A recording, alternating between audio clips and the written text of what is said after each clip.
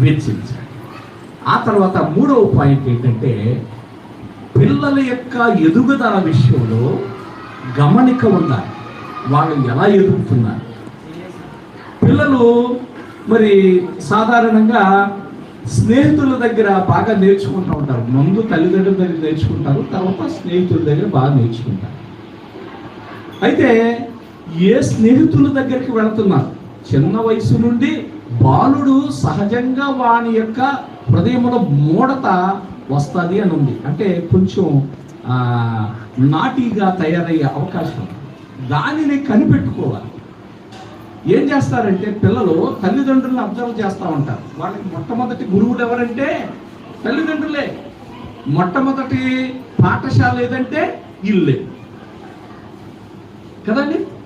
Parents are the first teachers and the home is the first school. కనుక వాళ్ళ కొరకు మనం మారిపోవాలి.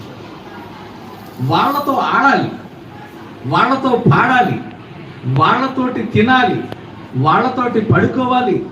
వాళ్ళకి మన యొక్క మంచితనం అంతా నేర్పాలి. ఆ రకంగా మన మంచితనం అంతా కూడా పిల్లలకి నేర్పాలి. అది ఇంకొక విషయం. ఇక మరొకటి ఏంటంటే హైజీన్ నేర్పించి, పరిశుభ్రత నేర్పించి. ఏంటంటే ఎడాపెడ ఎక్కడ పెడితే అక్కడ ఇల్లు అపరిశుభ్రంగా ఉంచకూడదు.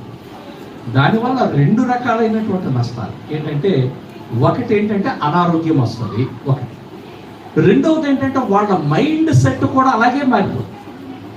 తండ్రి వచ్చాడు, ఇంట్లోకి వచ్చాడు, గుండె నింపి అలా ఇసిరాడు, ఫ్యాన్ కింద ఎలా కూర్చున్నాడు. రేపు పొద్దున్న మీ అబ్బాయి కూడా అలాగే చేస్తారు. హ్యాబిట్స్ ఎక్కడ నేర్చుకుంటారు? ఇంట్లోనే. చక్కగా తండ్రి రాగానే బయట చెప్పులు విడిచి, కాళ్ళు కడుక్కొని, షర్ట్ తీసి హ్యాంగర్కి తగిలించి, అలాంటివి చిన్ననాటి నుండి చూస్తాడు కదా, అలాగే చేస్తాడు. చక్కగా మార్నింగ్ లేచాడు తండ్రి, చక్కగా దేవుడిని ప్రార్థించుకున్నాడు, కాలు మీద కాలేసుకుని కూర్చుని న్యూస్ పేపర్ చదువుతూ ఉన్నాడు. కుమారుడు ఏం చేస్తాడు? అదే ఫాలో అవుతాడు. రీడింగ్ ఎబిలిటీ ఇక్కడే స్టార్ట్ అవుద్ది. చదువుకోవటం అనేది అక్కడే స్టార్ట్ అవుతుంది.